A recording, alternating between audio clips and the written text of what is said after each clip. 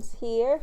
I'm at home, and I thought no time like the present to talk about how I use hair sprinkles to pay my rent the very first time that this happened. This was a few years ago.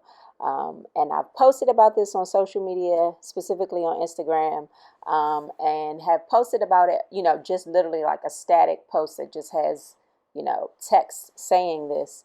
But never really talked about it, never really got into the nitty gritty about it, how that happened, what I had to do, and what kind of changes that created. So I figured, why not make a YouTube about it? So let me share with you how that all went down. Okay, so here are a few things that was happening at the time. First things first, I was working at a salon. It's my first time being in a completely like new territory, new environment. I was currently, well, at the time I was paying booth rent, but paying from a commission base, so not like a weekly set amount, but a percentage based on my sales. So I actually moved from my own studio where I was paying a monthly flat rate to now being in a salon space, which was great. So I came from a studio working by myself. I moved out of that studio because of gentrification. This is DC. Let's be real. Um, and so the building that I was in got bought. I had to move out. I moved, thankfully, had a salon to move into. And that's where this, like, I would say honestly, this journey of hair sprinkles being more full time became. When I had my studio, I was also making jewelry at the time. So I kind of had to really like make a hard decision about condensing the things that I was doing in terms of like the spaces that I was doing them in, kind of switching it up a little bit. So that changed the game for real. So coming from working in a studio space to now paying booth rent was a shift financially. I did have to like share my sales and things like that. So we agreed upon a percentage and kind of went from there. So I knew that I was responsible for making sure that I'm earning so that I can afford to stay in this place. So the pressure is on, it's very different. And I say this was probably about maybe, I want to say like 2017, 2018. It might have been around that time. Yeah, so it was definitely like 2017. This was before I started offering, I want to say it was before I started offering workshops. I don't think I had started offering workshops yet. So this is all solely based on just providing a service. So I'm going from studio to now being in a salon, responsible for commission, making sure that I'm like, able to pay for the space that I'm in now. So here are a few things that I did to kind of like make this thing happen because this was like, who the hell in their right mind thinks that they're going to be able to like, pay their living by doing hair adornments, not just, not full service hair, but just specifically focus on hair adornments. At the time, I was definitely on Instagram, so I definitely used social media as a tool to really help me garner new clients. I also already had a rotation of clients, and I used a platform called Schedulicity to schedule clients. So it was, collecting all of my contacts, which was great. So I would normally, routinely, I would say, reach out to them via email, letting them know, maybe what was new. So I definitely use social media a lot. I did a lot of posting. But I also wanted to make sure like I was keeping up with the people who were already supporting me, which was very important. You always want to make sure that you are cultivating and nourishing the relationships that already exist. So even through social media, I'm pretty sure reels weren't a thing just yet. But posting videos, posting just like static flat images. People definitely responded to that type of stuff. So I got really into like making sure that my photos were edited, making sure that I am like taking really great videos. Because the thing about hair sprinkles is it's very detailed. It's very intricate. But the camera, at least phone cameras, I would say, don't always show like how, how detailed it can be. Like this doesn't even, to me, it kind of pales in comparison to what it looks like in person. Um, so the use of social media for me was good, but it was also like something I had to really figure out my way of utilizing it, figure out my way of really like showing what I'm doing and being creative about it. And then also really getting into like my copy, my messaging, like what am I saying?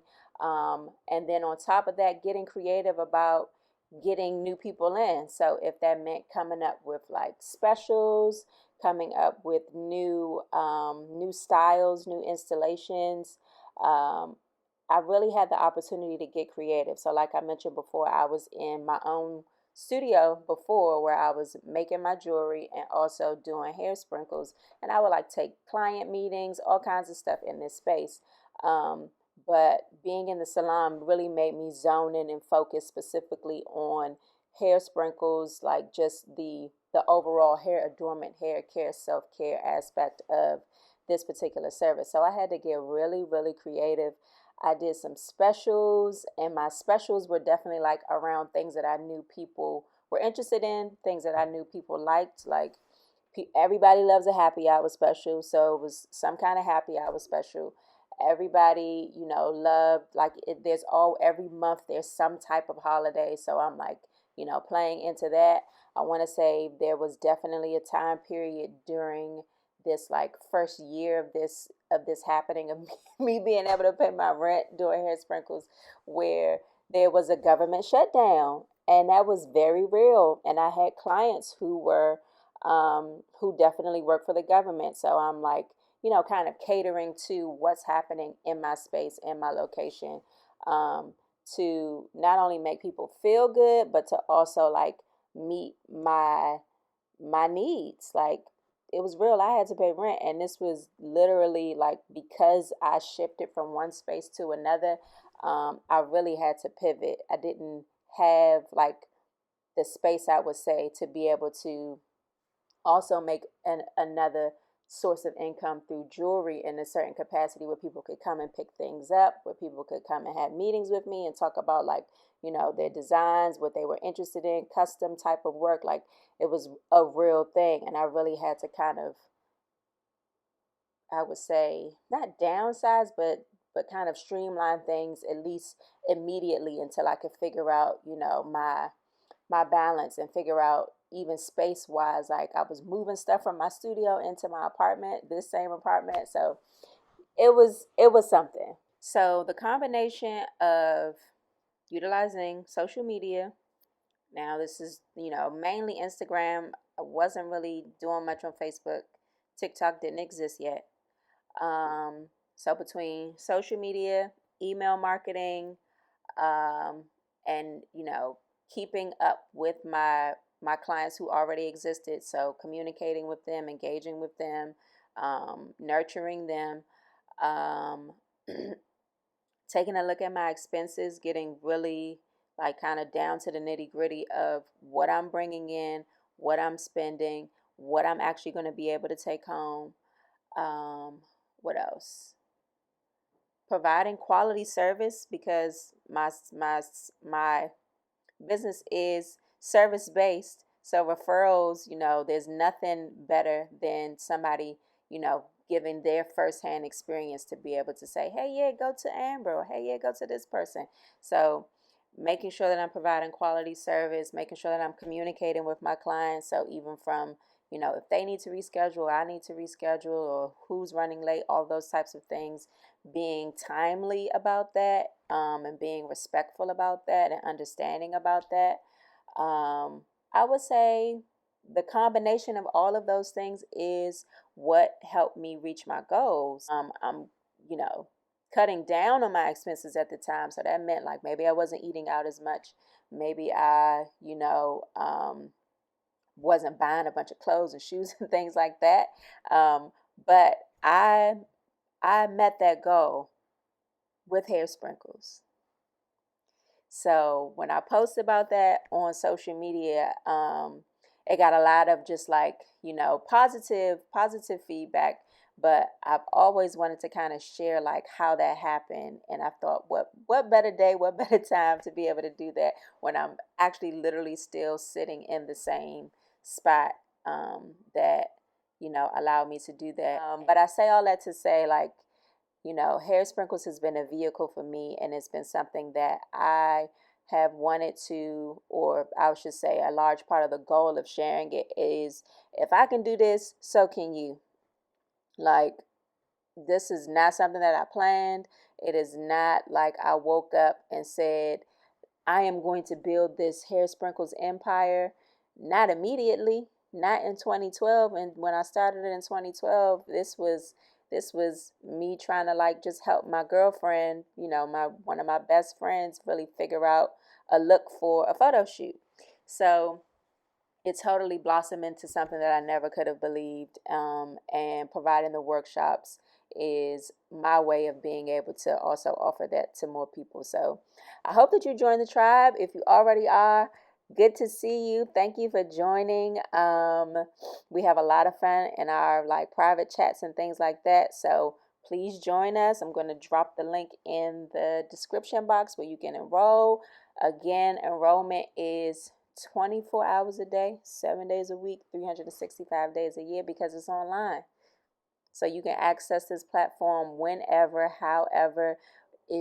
We just got an app. Oh my gosh, I just completely forgot. So I have an app now through Thinkific. I should say Thinkific has an app, and now my school, Jesus, is on the app that you can access on your phone. So there's really no excuses. And we just got those, what do you call it? Payment service plans. So Afterpay, Klarna, I want to say Cash App. Like, it's a bunch of different platforms now, or different bunch of different options of how you can pay now. So you don't have to, you can do it based on whatever you want, whatever your budget is, and you will receive immediate access to the workshop. So it's not like you have to finish paying them off first. You'll receive immediate access. So that's my spiel.